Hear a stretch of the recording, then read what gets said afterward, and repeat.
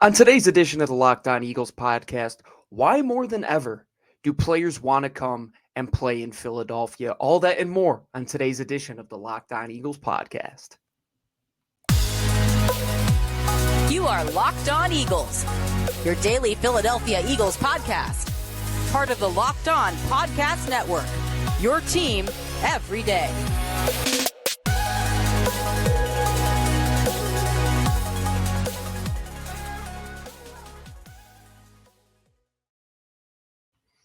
Welcome on in, everyone, to yet another edition of the Locked On Eagles podcast, part of the Locked On Podcast Network, your team each and every day. We thank all of the everydayers for making this your first listen of the day, whether this is your first, 10th, 100th, or 1200th show with us here at LOE.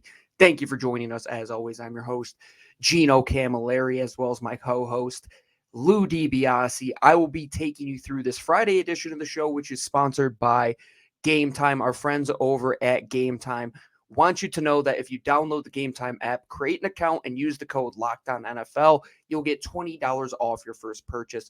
Last minute tickets, lowest price guaranteed over at Game Time. And today I want to talk about a quote that Eli Ricks said. And we're going to talk about the punting competition, how the practice squad got finalized. But I want to talk about something that he said in a quote in Jeff Kerr over at CBS Sports article, and how important this quote was for me to read. Because just a couple years ago, Lou and I on this show, we had the discussion if people wanted to come and play in Philadelphia, and there was this discussion that with the quarterback controversy and how Howie Roseman and Jeffrey Lurie, they want to get their hands in the pot, and there's just too many cooks in the kitchen, that maybe the culture took a step back. But what Eli Ricks said today, and for a UDFA to say this, it really meant a lot to me. And what he said, and shout out to Jeff Kerr, this is a great pull he had in his article. This is Eli Ricks talking about Howie Roseman. He said, he told me when I first got here that there should be no reason why you shouldn't make this 53. And why is that important? Well, Howie Roseman for the longest time, and we've talked about it probably for 3 to 4 years on this show, has been one of those guys that if you're one of his draft picks, he might hold on to you a little bit longer than maybe somebody that he doesn't have that attachment for, that wasn't a draft pick, and maybe that might have deterred some guys from wanting to come to Philadelphia and compete for a job. And I look at guys like Jason Peters, for example, right? I mean, he was probably here 3-4 years longer than he should have been, and his tenure was prolonged because of Howie Roseman and how big his heart is as a general manager and wanting to keep that guy around. And that's why those discussions a couple years ago started to pop up. Why would guys want to come here when they know that they're not really going to compete for a job? Howie's going to hold on to those guys that he drafted. And if I want to go win a job, I'm going to go elsewhere. Well, if you look at what has happened recently in the last couple of years, guys want to come to Philadelphia. And this isn't new. Olamide Zaccheaus said this when he was talking to his agent. He said as soon as his agent found out that Philadelphia was one of the teams that was interested in him, he said, let's speed up this process. Eli Ricks, for example, he's a highly coveted, undrafted free agent. Well, it's one thing for a general manager to say, yeah, you could come here, come to rookie camp, we'll give you a good guarantee and you could compete, but that might not get you onto the roster. Well, as over the last couple of years, Howie Roseman has not shied away from letting UDFAs come to Philadelphia, even on a very talented roster and at positions that are very deep, for a corner to want to come here.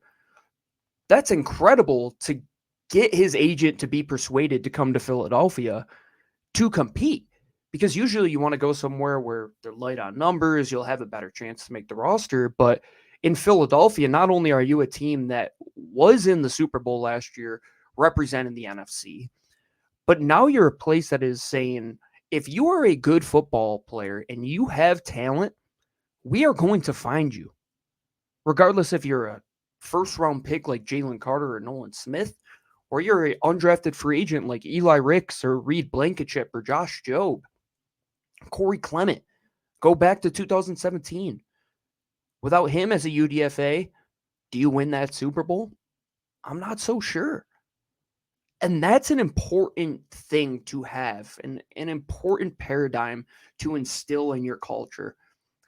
That no matter what, play the politic game all you want, play the business game all you want. Howie Roseman has evolved. And to get players to want to come here, to compete, whether they're a highly touted free agent, whether it's A.J. Brown in a trade, whether it's Jalen Hurts cementing his legacy as the quarterback, being able to compete because Howie Roseman took a chance on him, that's something that players appreciate. It is a business. We know that at the end of the day, and we've seen that. Look at the J.J. Arcega-Whiteside pick a couple years ago. Was there probably guys that were better suited to be that selection, guys that were better suited to be on the roster? Absolutely. But J.J. was a second-round pick, and Howie Roseman held on to him. Well, now he's saying, I don't care. I let Jalen Reagor go, and he now got cut again. I'll move on from top-level picks, Andre Dillard, for example, if they're not going to come here and compete and want to fit in this culture and not fit this new age Philadelphia Eagles team. But if guys like Eli Ricks or Kentavius Street want to sign here, even at a deep position, come on in. Come to Philadelphia. The more the merrier. It's a lot easier to make tough decisions when you have a talented deep roster than it is to trying to persuade yourself and say, much like 2015, much like 2016, much like 2020, these rosters, you talked yourself into them being good when in reality they weren't. And why was that? Well, young talent wasn't coming here because you didn't draft well. You weren't getting highly touted undrafted free agents that were going to come in here and compete because they knew Howie Roseman wasn't going to give them a chance. This was a full-fledged overhaul in their way of thinking, and their way of team building, and their way of constructing a roster. Not only are these undrafted free agents big-time players for you now in terms of depth, they were big-time pieces for you on your practice squad a couple years ago. Look at a guy like Greg Ward. Look at Boston Scott. You sign him to your active roster off of the Saints practice squad. Those little victories and those little personnel stories will get more and more players to want to come to Philadelphia and play here. Because if Howie Roseman delivers the message saying, yeah, Eli Ricks, you might be the 10th guy at this position right now, but if you put out good tape and you are a player that can run, loves football, and can stay healthy, those three things he put on the checklist a couple years ago, well, you're going to have a chance to compete. Saying it's one thing, but actually meaning it is a completely different thing. And Howie Roseman, he's not talking out of the both sides of his mouth. Look at Reed Blankenship. The guy comes here in a safety room, which was probably the deepest safety room in quite some time. And all of a sudden, he's starting for you in the Super Bowl. Same with TJ Edwards a couple years ago out of Wisconsin. Guys like that are given a chance to develop, given a chance to compete, and are put in place in a culture that all they know is winning. That's a recipe for success in the National Football League moving forward. So to hear Eli Ricks say that, to hear guys like Olamide Zaccheaus want to come here to Philadelphia, those little things are going to pay off so much more in the long run than anything you can do on the football field. Because you're not a team like Cleveland. You're not a team like the Raiders where it's like, yeah, I could go there, get my money, but am I really going to compete and be in a winning mindset? I don't know. But Philadelphia, they've shown time and time again that they're willing and able to give guys like that a chance. And I expect big things out of guys like Eli Ricks and Josh Jobe in the future, because when opportunity and luck all come together, you get situations like this. And a situation that isn't so lucky is the Eagles punting situation, which we have to talk about. Thursday, they brought in some punters. They had a competition, and we will get into that competition. Who is the front runner and who is likely to be the Eagles punter moving into 2023? But before we get into that, we have a message from our friends over at FanDuel. If you don't know what FanDuel is by now, well, what are you waiting for? It is the NFL season. We're 9 days away, Nick Foles' amount of days away from the NFL season kicking off. Well, the Philadelphia Eagles, that is. We're going to get Thursday night action next week. Get in on America's #1 sportsbook, the official sportsbook of the Locked On Podcast Network and LOE. Right now, new customers who bet $5 will get $200 in bonus bets guaranteed. Plus, this might be the best portion of it. Not only are you going to get the $200 in bonus bets, but you're going to get $100 off of NFL Sunday Ticket from YouTube and YouTube TV. A $300 value, all by betting $5. Now is the best time to join FanDuel. The app is easy to use, and you can do everything on the app from spreads to player props and more. We'll be back with all the player props in LOE3 each and every Friday this regular season. So visit fanduel.com/lockedon and kick off the NFL season with an offer you won't want to miss. FanDuel, an official betting partner of the NFL.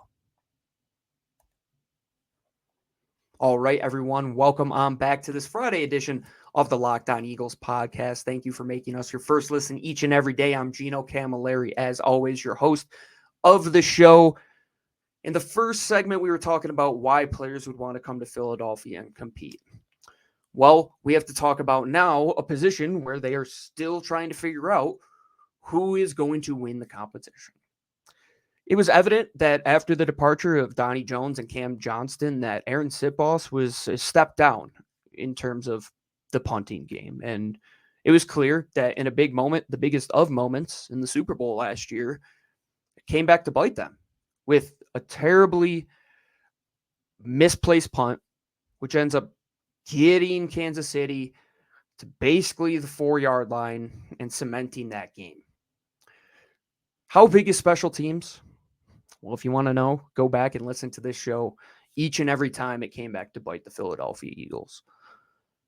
Howie Roseman, though, one thing he has learned is that competition matters. He brought in Ty Zentner this year, averaging 40 yards per punt. Didn't really work out for him as an undrafted free agent.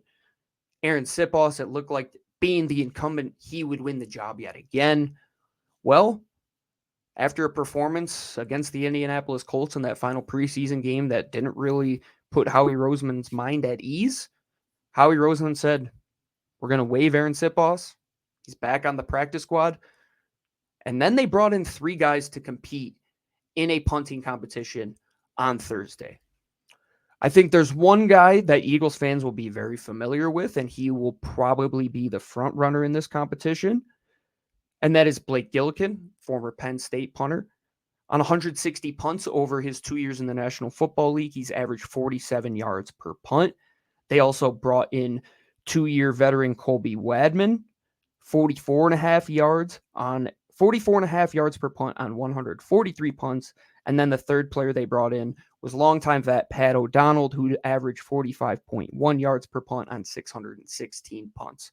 Blake Gillikin, he was in a punting battle with the Saints. It seemed like he was going to be the guy that was going to win that job, but it turns out that he ended up losing the job to a guy that I thought would be maybe the best punting option for the Eagles.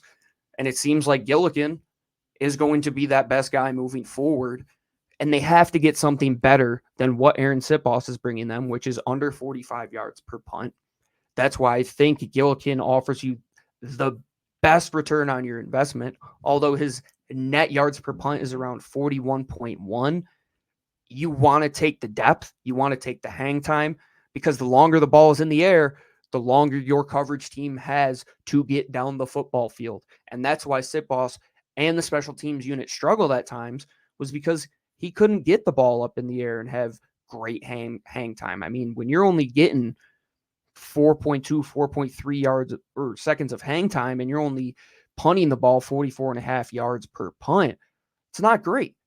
And you had Cam Johnston and Donnie Jones, who were so instrumental for you in those years. I mean, heck, even going back to the days where you had 2 Henrys and one of the Henry boys was a punter, he wasn't even as bad statistically as Aaron Sitboss was. They have to do something, and I think Blake Gillikin can get by as that guy this year. But I wouldn't be shocked moving forward if the Eagles are one of those teams that spends a 5th or 6th round pick on a punter, because they have to do something. They can't just wait until September 1st to figure out their situation in the punting game. You're lucky you have Jake Elliott that is so good as a kicker, and you have to figure out that element of it too. Can this guy hold for Jake Elliott? You have a game in 9 days. It has to be figured out and quick. Hopefully it doesn't come back to bite them. Hopefully the guy that wins the job can hold the job throughout the whole year, because the worst case scenario is that you're one of those teams that it's a revolving door of punter after punter after punter. You elevate Aaron Sitboss. He punts for 4 games. You cut him. Another guy comes in. That's the worst case scenario. When Jake Elliott was brought here from Cincinnati after losing that competition, it was evident that you got very lucky. They haven't gotten so lucky at punter. They better figure it out and quickly, because I don't want to be talking about this come next week, come the week after that, come the Super Bowl. It cannot happen once again. Figure out the punting situation, finalize the roster, because basically everybody else on the roster is finalized, and they got 3 more guys on the practice squad, which put them at the limit of 16, and we will finish up today's show talking about those 3 guys.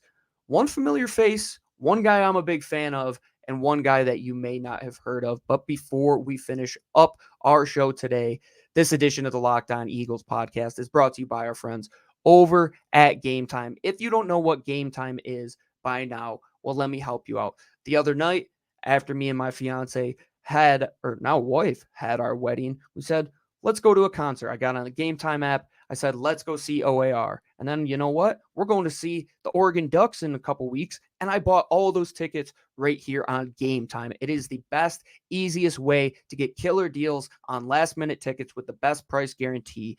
And you can stop stressing over tickets and start getting hyped over all the fun that you will have. Forget planning months in advance. Game Time has deals on tickets right up to the day of the event. If you're somebody that doesn't like to plan like myself, that's what I do. My fiance, she'll go, wife, I got to get that right. She'll go and use Game Time and get us tickets in advance for football, basketball, concerts. She loves going to the theater. You can get literally anything on the Game Time app. So what are you going to do? You're going to download the Game Time app. You're going to get an account, and you're going to use the code LOCKEDONNFL for $20 off your first purchase. Terms apply. Again, create an account and redeem your code of LOCKEDONNFL for $20 off. Download Game Time today. Last minute tickets, lowest price guaranteed. We thank Game Time for being a sponsor of the Locked On Eagles podcast. All right, everybody, finishing up this Friday edition, the final episode of this week of LOE. I'm Gino Camilleri, your host, as always. You know we had to finish it up, talking practice squad and talking special teams. That's what we do. We're sickos here at LOE. We report 5 days a week, each and every week. Where else are you going to get up-to-the-minute news like the final 3 signings on the Eagles practice squad? They bring back LaRaven Clark. It seemed that Tyler Steen will probably be that swing tackle for you, but LaRaven Clark, he is that veteran element since Dennis Kelly didn't seem to work out. It doesn't seem that he signed back on the practice squad. So LaRaven Clark should be that guy for you. He's an 8-year veteran. He was gone from the Eagles after getting signed to an active roster last year, now comes back this year. I think that puts your mind at ease a little bit when it comes to tackle depth. You can now elevate him. If one of those guys were to go down, he could be an easy Game Time addition. They also add Thomas Booker, a former 5th-round pick last year of the Houston Texans, out of Stanford. I was a big Thomas Booker fan. He is one of those guys that he's a tweener. He's one of those guys that can play inside, play outside. He's around 6'4", 280 pounds. Like I said, he was a former 5th-round pick of Houston last year. You bring him in, add more defensive line depth to your practice squad. Teron Jackson is there. You didn't get Janarius Robinson back. Moro Ajomo's on the roster. Kentavius Street's on the roster. You needed somebody on the interior that you could use as a practice squad player. Thomas Booker, I think he has the chance to come in rotational minutes and be just as good as anybody else that you have on this roster. I think it's a great signing to bring him in, a former 5th-round pick, and you get him now on your practice squad. And finally, they signed Tywan Mullen, an undrafted free agent out of Indiana this year, spent the summer with the Los Angeles Chargers at cornerback, and now they're set. They got to 53. They got 16 guys on the practice squad. They have 69 guys on the roster. Very nice. They have a couple guys on IR. Zach McPherson, Tyree Cleveland hopefully can come back healthy. Sean Bradley's out for the year. But next week, we get to talk about an actual football game. It's game week. We are going to talk about the guys that you want to hear about. Jalen Hurts, A.J. Brown, Devontae Smith, Dallas Goedert, everybody on defense, Jalen Carter, Jordan Davis, Nakobe Dean, the 2 stars on the outside, the young safeties, when they take on Mac Jones, Bill Belichick, and the New England Patriots. But that'll do it for us this week here on the Locked On Eagles podcast. So thank you as always for joining me here on LOE, making us your first listen each and every day. Make sure you like, subscribe, rate, review wherever you get your shows, and in video form on YouTube as well. Make sure you check us out on Twitter. Follow me at GC24_football. Follow my co-host at DiBiase LOE. Follow the mothership at Locked On Birds. Make sure you check out all the Philly Locked On shows. Check out Locked On Phillies. Those guys are hot as can be right now as they get ready for the playoffs. Basketball season will be back. Hockey season will be back. And we got football to talk about next week. But that'll do it for me here on this Friday edition of the Locked On Eagles podcast. Thank you for downloading. Thank you for watching, subscribing. And as always, signing off, Gino Camilleri. Fly, Eagles, fly.